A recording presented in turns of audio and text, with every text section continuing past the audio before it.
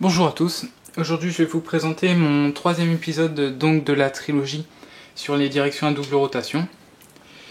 Si vous n'avez pas vu les deux précédents, je vous invite à aller les voir parce que les trois systèmes sont vraiment différents.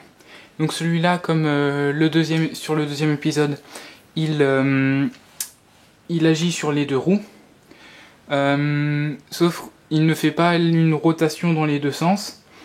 Je suis parti du principe que sur les 4x4 ou les voitures normales, on a un axe qui vient perpendiculairement au châssis, et donc la rotation se fait autour de cet axe. Sauf que là, l'axe, au lieu de le mettre verticalement et au lieu de le mettre horizontalement, je l'ai mis entre les deux, donc c'est presque penché à 45 degrés. Donc je vais enlever pour vous montrer ici. Donc on a quelque chose qui est assez incliné, voilà. On a ici la barre qui est comme ça. Et donc ce qui nous permet de faire la rotation suivant les deux axes. Hop, hop. Et vous voyez avec le pneu que le pneu tourne et se penche en même temps. Donc je vais remettre les deux. Hop. Et hop.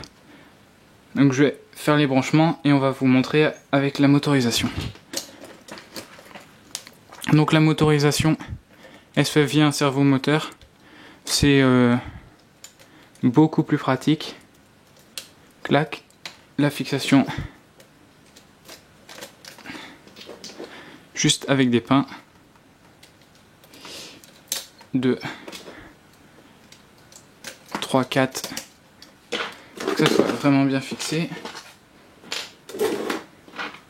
Voilà, le quatrième je le mets pas parce qu'il n'y a pas besoin. Et après, je vais mettre ce petit montage pour éviter que la crémaillère s'en aille. Donc voilà, on a tout bloqué, maintenant on n'a plus qu'à mettre l'alimentation. Hop, à brancher.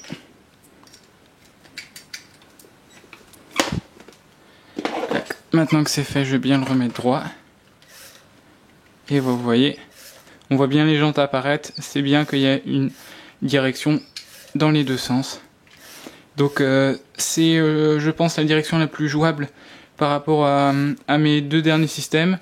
Le jeu, il n'y en a pas vraiment par rapport aux autres où il y avait vraiment de l'espace entre toutes les engrenages. Là non, il y a vraiment juste une crémaillère et un dousseté pour actionner dessus. Donc c'est, je pense, le plus simple de mes systèmes à mettre en œuvre dans un véhicule à 4 roues.